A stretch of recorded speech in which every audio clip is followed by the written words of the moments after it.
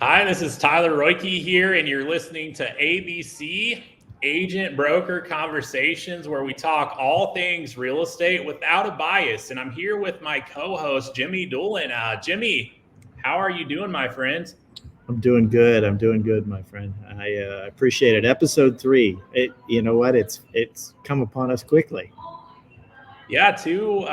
Well, I think officially two because we had a zero, right? But yeah, the third time. I mean, I feel like we're gonna lose count here, so it's all good. Uh, Yes, you're right. Obviously, I've already have. Yeah, but we'll roll with it, have fun. Hopefully, the listeners. I mean, we actually want to interact and engage with you all, so take the opportunity to do that. But let's get right into the conversation. Today, we're having a conversation about building a brokerage, even a team. I mean, I think either since building a business beyond your own production in the terms of real estate. So.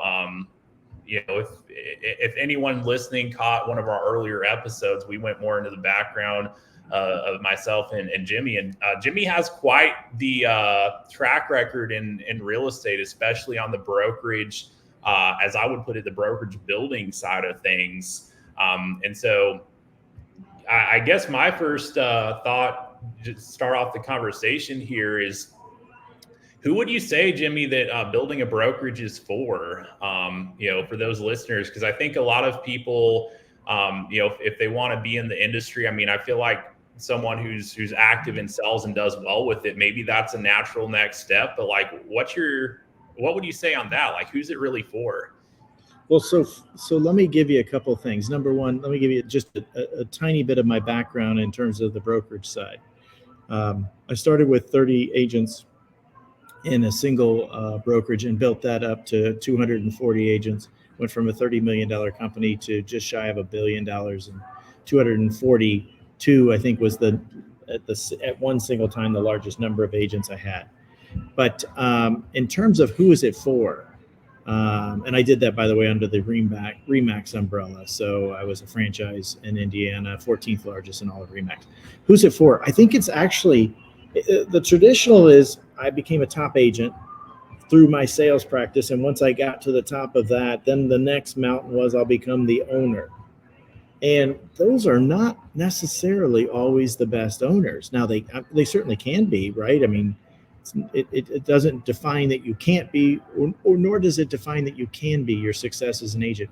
I think that the number one thing, and who this is truly for, is somebody who's more interested in helping others, and those others being agents, more so than they are interested in seeing their name in someone's front yard on a sign. I think that's the defining difference between who is most successful. I didn't compete with my agents. I didn't sell actively while my agents were selling. I managed, I led, and I trained. And so I think it's that personality that's you're more interested in helping agents be successful than you are helping yourself sell more real estate, Tyler. That's my first kind of opinion. That makes sense. I feel like so if the thought there is to help agents, I feel like there's probably several different avenues to go about that, right? I mean, you have like coaches and trainers, you have, I mean, obviously teams. Probably, I'm trying to think. I feel like teams probably a lot more common than like building and starting a team is probably a lot more common than doing so on the brokerage side. Maybe barrier entry is smaller, but like, what would you say the distinction is specifically, like going down the brokerage path, building a brokerage versus the other avenues that someone could help agents with? Well, so the whole it started with the coaching industry. All of these coaches, and I'm not picking on them, but when you start looking at all these coaching companies, um, the coaching companies took away the broker owner relieved themselves of coaching responsibility and education responsibility and put it on the shoulders of coaches.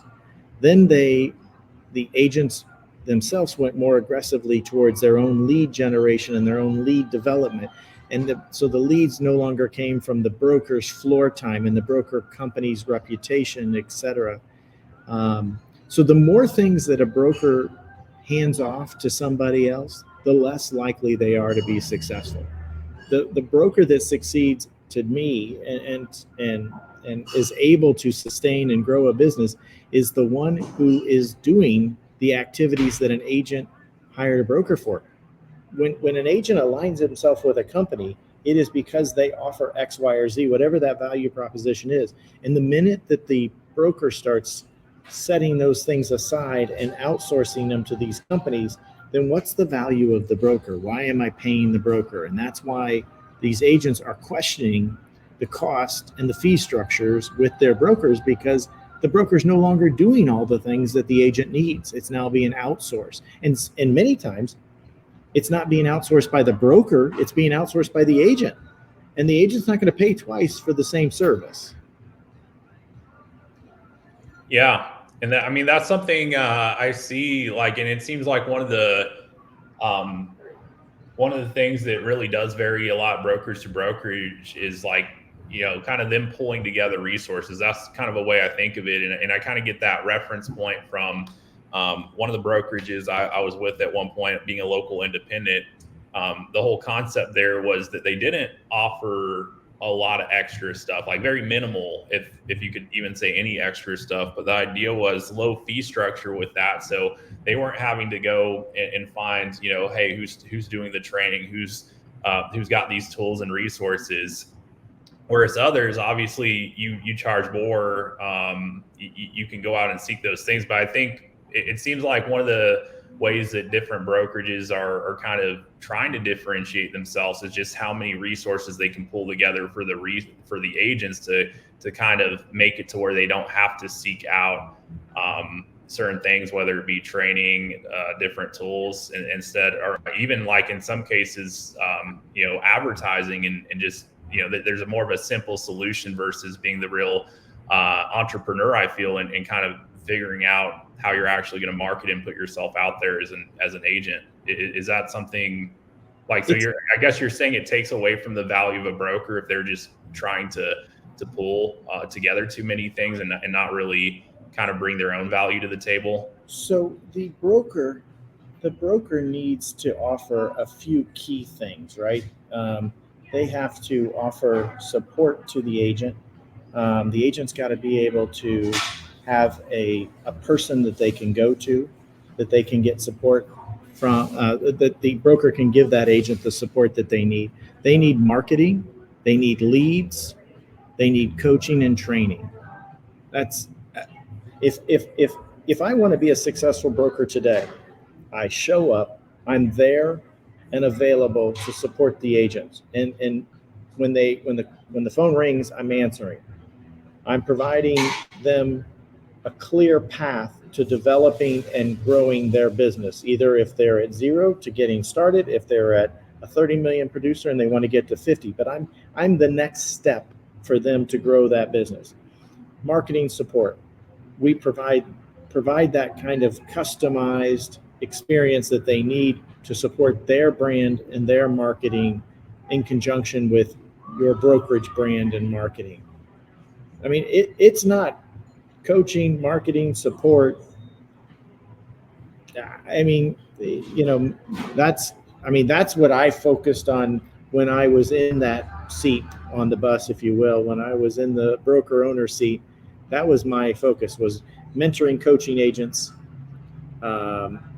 agent attraction, growing my brokerage. Because if you're not growing, you're shrinking in brokerage, because agents retire, move, divorces, all the various things that come through life. So, it is, my roles were to train, educate. It was to retain and recruit.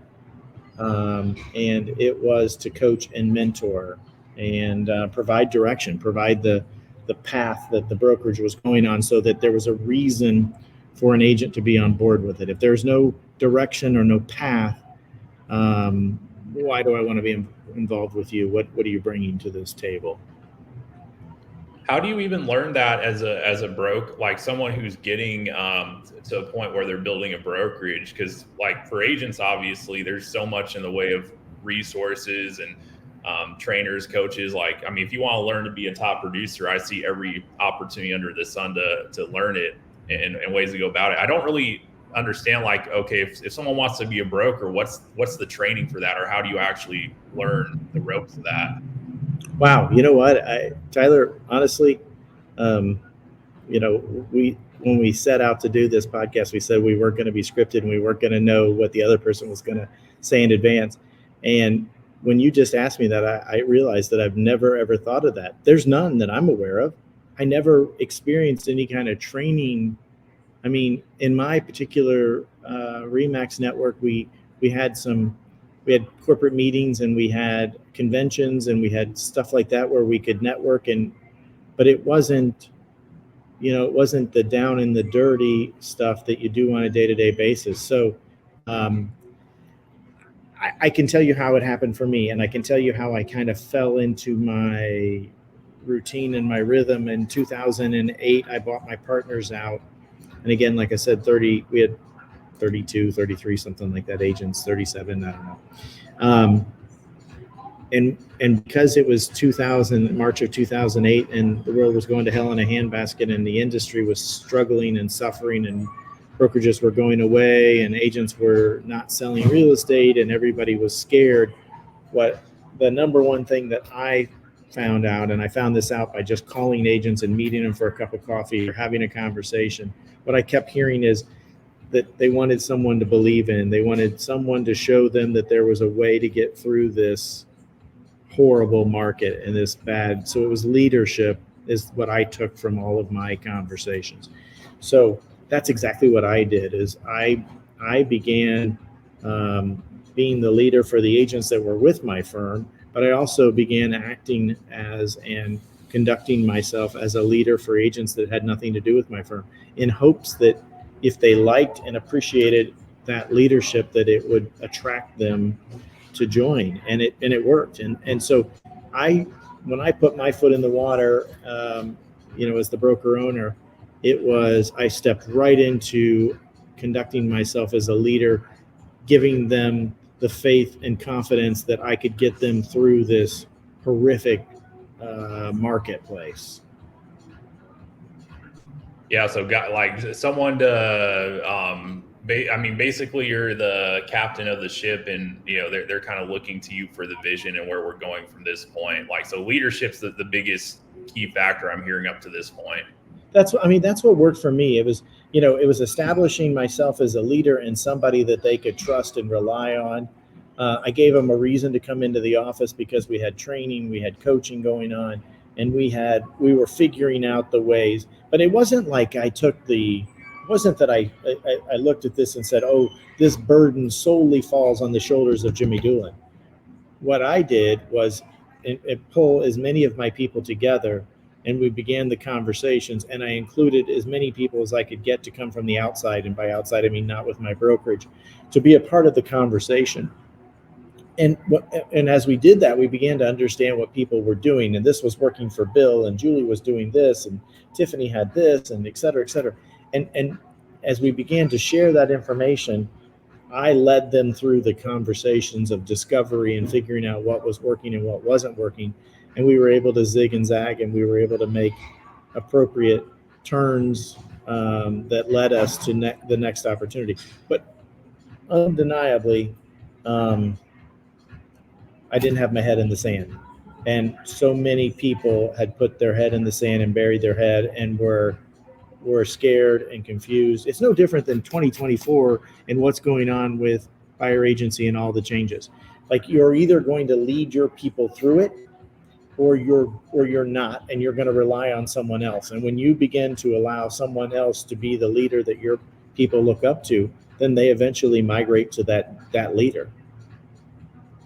I mean, yeah. I've always heard people join a brokerage because of a person or of leadership, whether it's their broker, their team leader, etc. But I've always heard that people join for a person. Yeah, that's the most common thing I've always seen too. Like with any whole spectrum of value propositions, but usually there's some connection to someone there Well, why did you join your? I mean, you've been with three brokerages now, an Yep. independent, KW, and now you're with EXP. So, like when you went to the independent or you went to KW, what was it that drew you there? What was it that kept you there?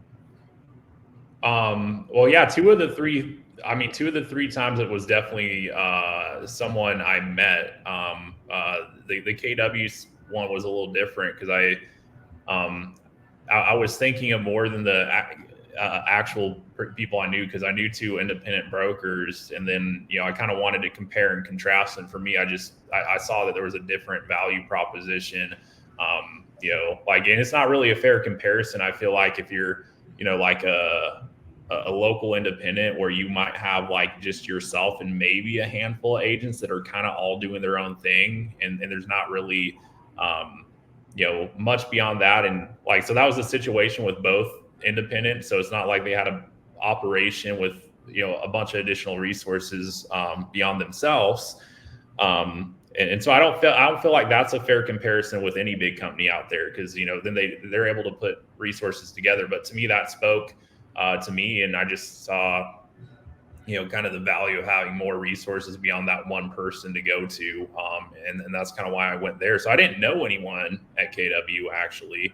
But after that, the independent, it was a friend that connected me with him, and that sparked the whole conversation, and kind of built the connection from that point. And then with EXP, it was someone that I met as well, and kind of getting to know them better, that that ultimately transpired. So yeah, two of the three I would say were more so relationships that led to the opportunity.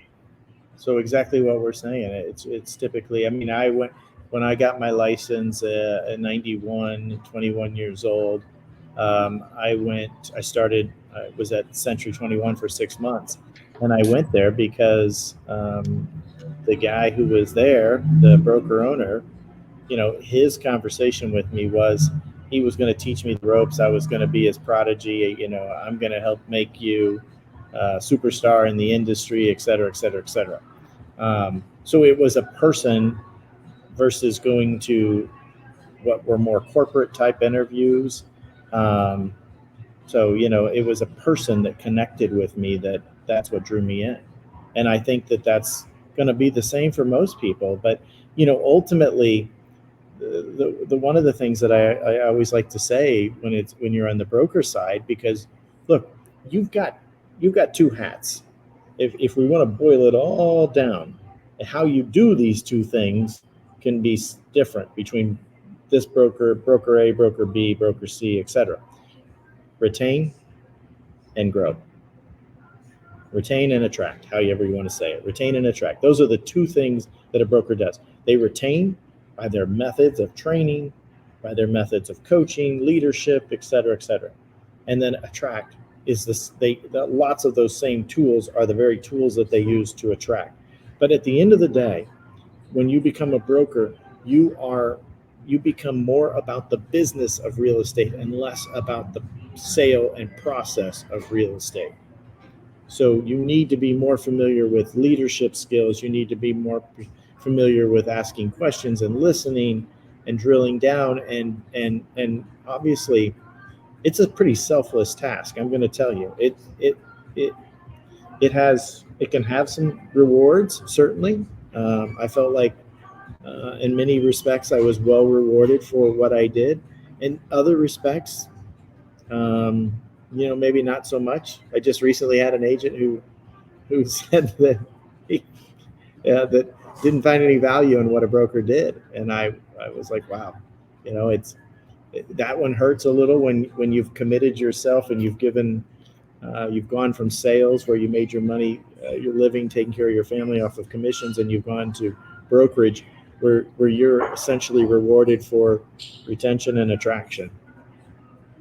And retention, let's face it, is all about meeting the person and serving the person where they are and what they need, right? It's being the person who can get them the products or the services or the support that they need. So how did you go about,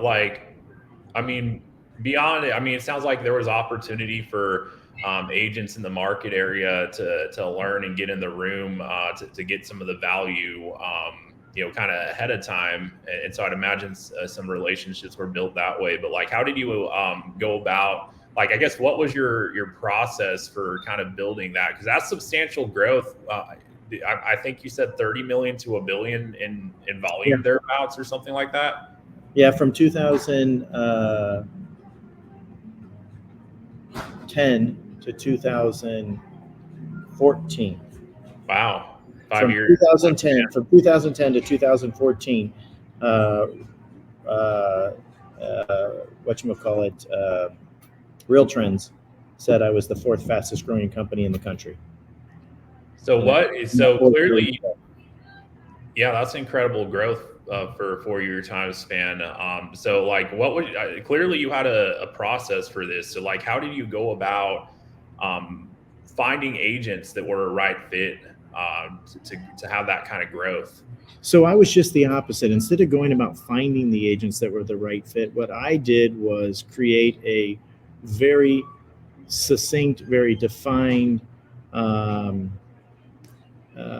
message of who we were as an organization. Our vision, our mission, our values, all of those things were embedded into the company. So there wasn't any question mark of who we are, what we stood for, what we did. The culture of our company was led first. We led through culture. And as a result, my saying was always that if I got to talk them into joining the organization, then I'm going to have to talk them into staying. And so what I really wanted to do was attract those people by building the kind of company that they wanted to be associated with. So what I had to do is convey. That was probably the most difficult task. Building a company, treating people right, building an organization that is supportive of each other, that is the kind of place that other people want to be is one thing. Conveying that message out in a way that attracts people is another. With the organization that I was with, the agents weren't rewarded for bringing another agent in. So it was literally, that doesn't mean they didn't at times offer their assistance or introduce me to somebody, but they were not rewarded financially. The other side of that is we didn't take new agents. So every agent that we brought into the organization was seasoned. The only exception to that is if I had a manager who said they would take somebody under their wing, because I knew what we were good at and what we weren't good at, or what we had the tools and the infrastructure for and what we didn't have the tools and infrastructure. And we were built for high producers. That was the model that I had for my brokerage. And so that was our entire focus was around the people that fit the culture.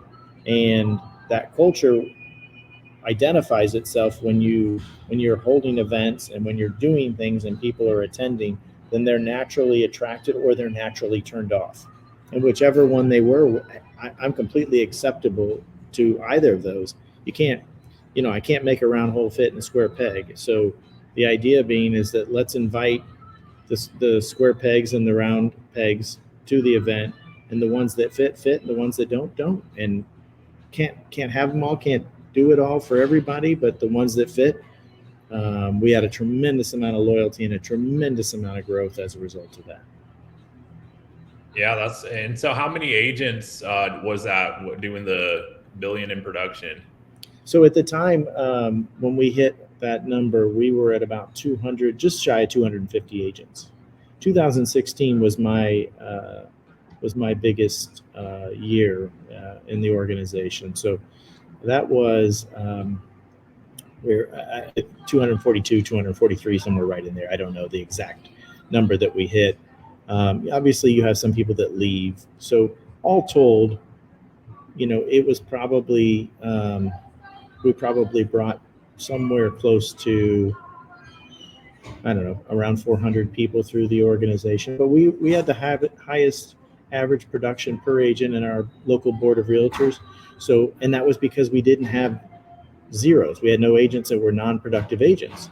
We were taking on very few newbies. Again, those were only the ones that are managers believed in, took responsibility for, and personally held their hand and led them through the process. So most of the agents that were joining me, it was most common for me to get a $5 million to a $10 million agent join, and then we would help grow the 5 to a 10 or a 15 over a 3-5 year time period, whatever. And the 10 millions we grew so to 30 million, 40, even some $50 million producers.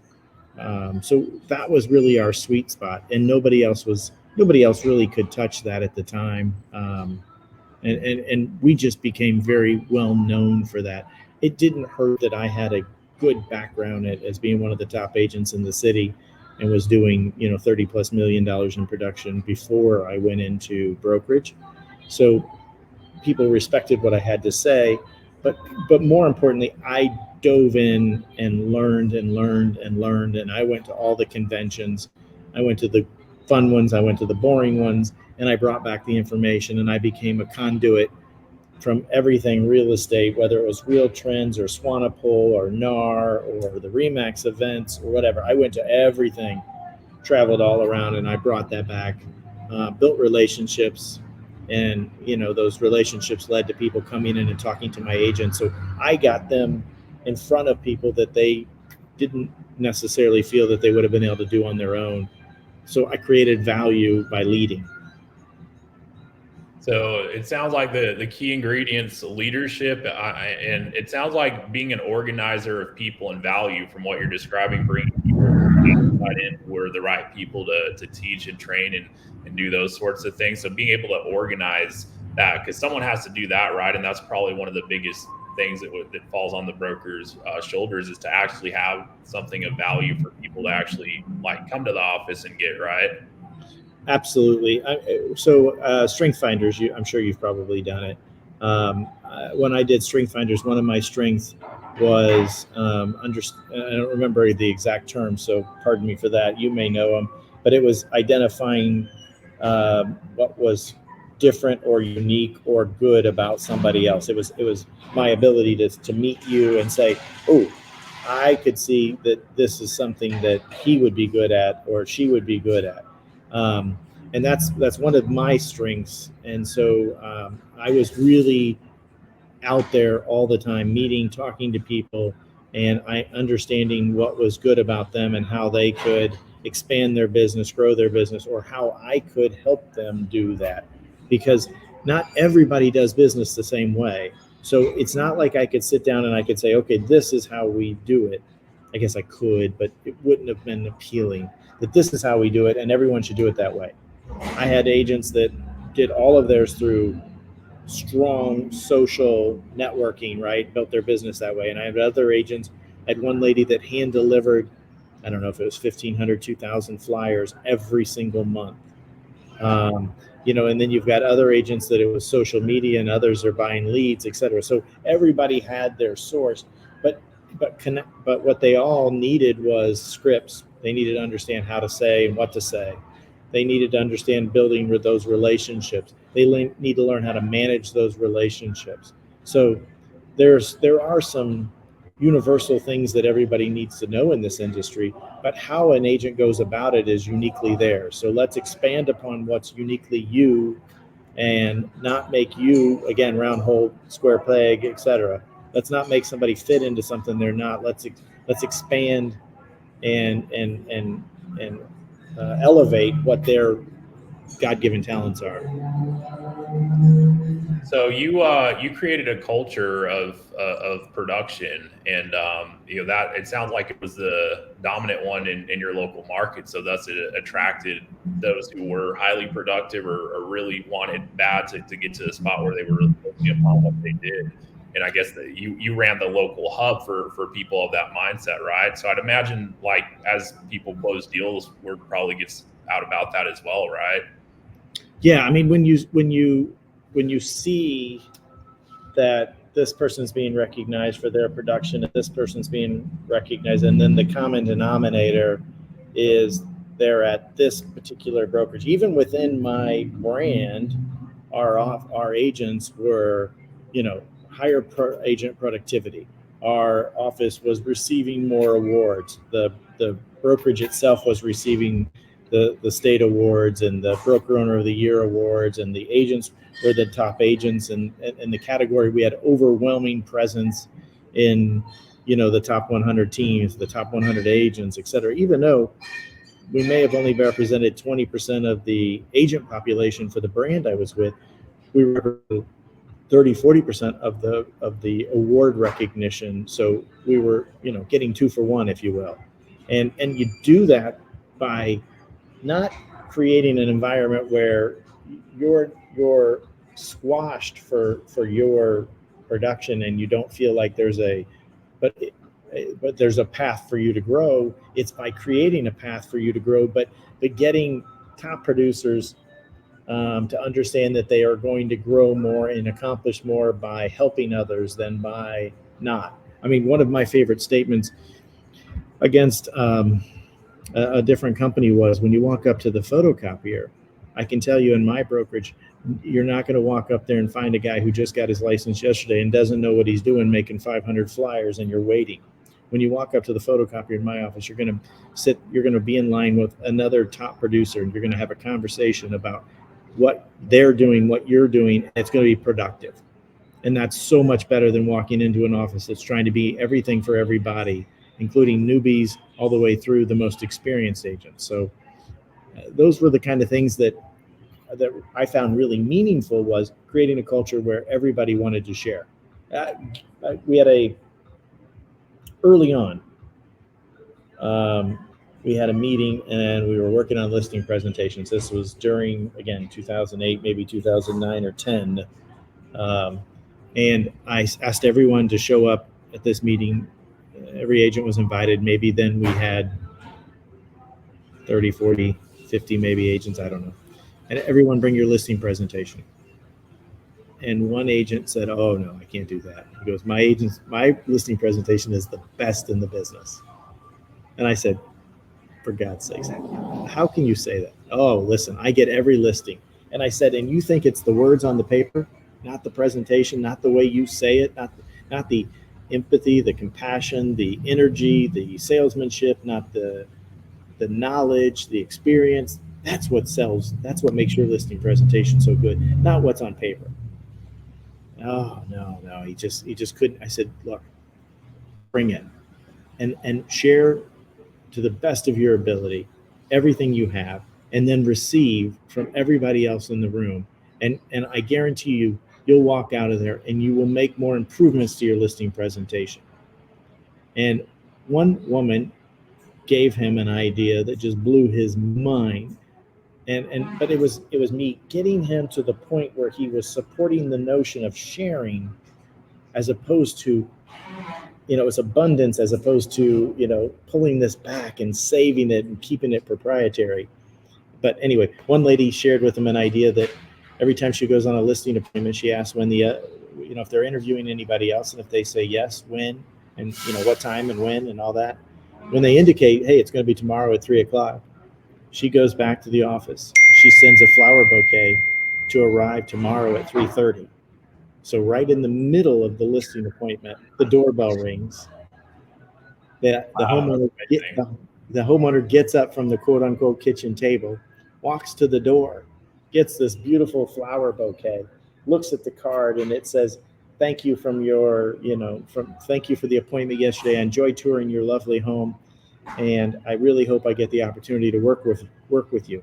And of course, when they walk back into the kitchen with it, what's the agent that's in the kitchen going to say? "Oh my God, those are beautiful. Who are those from?" "Oh, those are from Jimmy Doolan. I interviewed him yesterday." Oh, that's epic. I mean, it's that, like, is that not a mind-boggling, perfect thing to do? Yeah. So at that moment, we went to a local florist and we said, "Okay, can each agent put a credit card on file, and they can just simply call, and there's a standard message, call, give you an address, and you'll send the entry-level bouquet, $33, delivered to their door within a 25-mile radius." So boom, every agent went in there, gave their credit card on file, and they could just make a phone call. And every time they did a listing appointment, if the person said they were interviewing someone else, they sent a flower bouquet in the middle of that and disrupted the pattern of the other agent who then, of course, acknowledged the beautiful flower bouquet and said, "Who sent it to you?" He would have never got that in an environment that wasn't built around sharing. If he had gone from a scarcity mindset and not abundance, then he would have never been prepared to put his information out and receive other people's information. Yeah, so creating that environment, that's probably, I mean, would you say, I mean, building a culture very clear, like, that's a pivotal thing here, like for someone who's wanting to build a brokerage, like, would you say that's the most important thing, to really be clear on your values and what it is, the culture behind what you're building, and create that, for the people that resonate with it, or what would you say is the most important element of building a brokerage? I think it is 100%, because let's face it. I mean, when you think about it, Tyler, if you don't align with that, with that organization, you're not going to stay. I mean, if you walk in there every day and I don't want to use examples and offend anyone, but if you walk in every day and they're something, they're looking up and you're looking down, if you're not in alignment, why would you go there? You're going to find somewhere that you align with. And I don't think one place can align with every person, but I think every person could find a place where they can align and where it feels right and it fits. I mean, even as, like, I own franchises, right? So every major franchise, whether it's KW, Remax, Caldwell, C21, Better Homes and Gardens, any of these franchises, if you were going to buy one of those franchises, or if you were going to join a cloud-based EXP, Real, if you went to any of those to go build an organization, every one of those has a culture that you need to align with. If you're the leader and you're going to go align, if you're going to go be a part of one of those groups, every single one of those has a culture that you need to feel comfortable with in order to attract other people to be a part of it. If not, I don't see how you could be successful.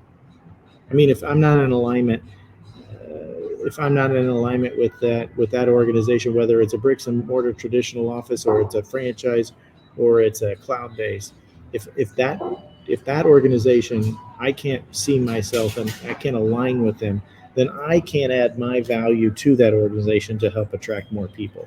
And again, that's what you're there to do. Yeah, that makes a lot of sense to me. And that's awesome to hear, just, how big it can become when you're clear on those values and who you're here for and who you're not here for.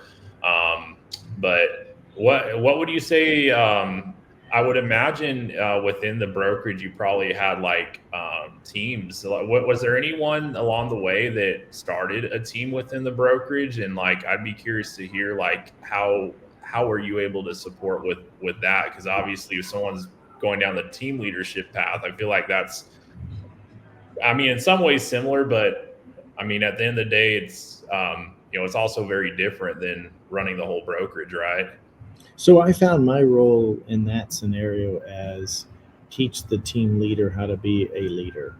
So they knew the business. So what I found was my opportunity to add value to them and to their organization was helping them be the leader part of the team leader.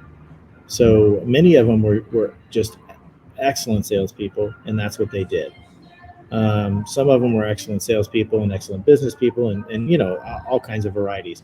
But the most common thing that I could do was create environments where they could grow as leaders, and as a result of their leadership, then they could continue to grow their organization. I found team leaders were less concerned with me helping them sell more houses and more concerned with helping them develop into the people that they wanted to be for their organizations. Team leaders most of mine team leaders were really business owners who hadn't gone out and bought a franchise or gone out and started an independent company on their own. They were starting companies within my company. And so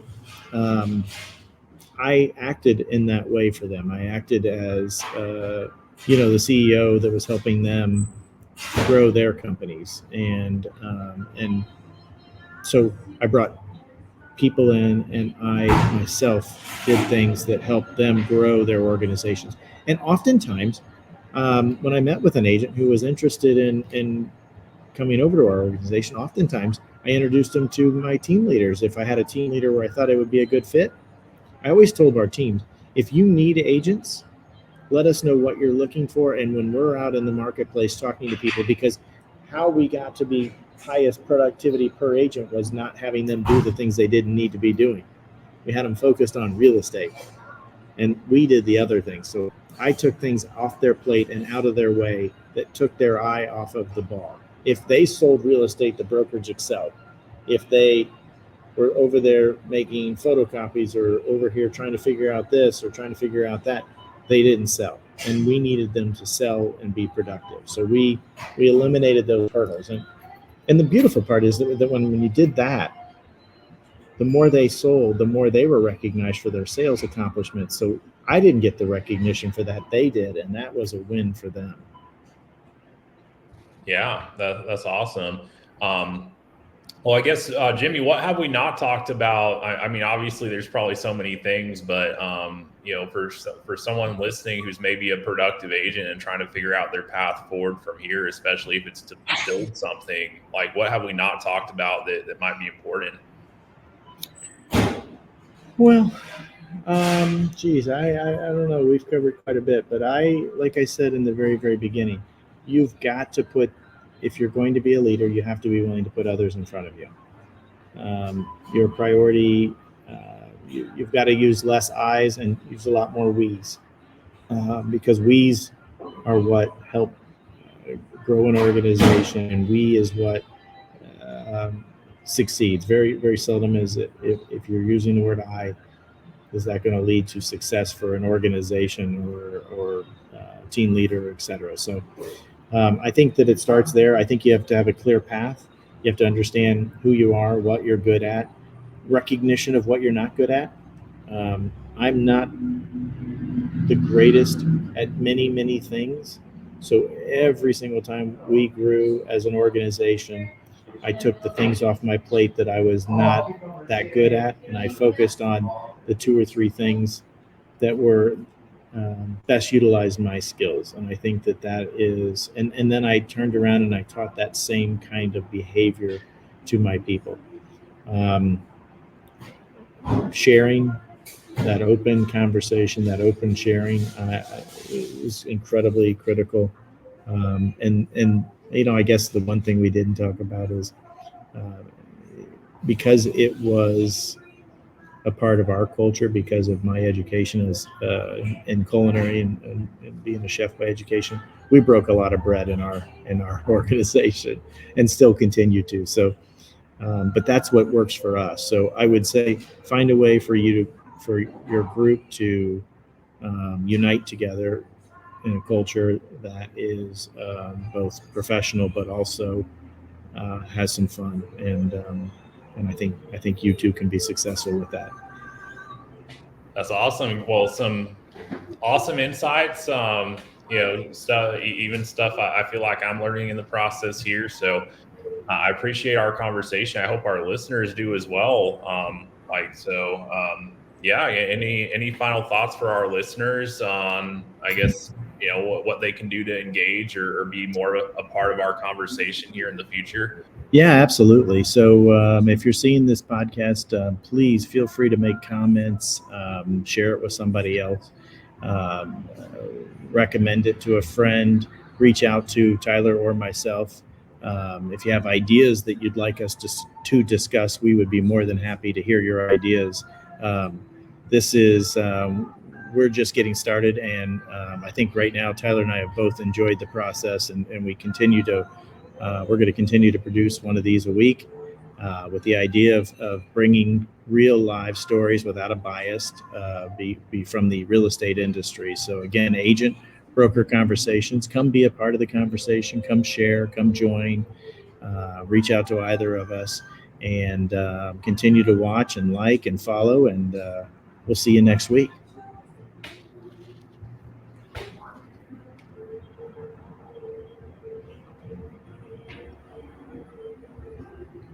Awesome.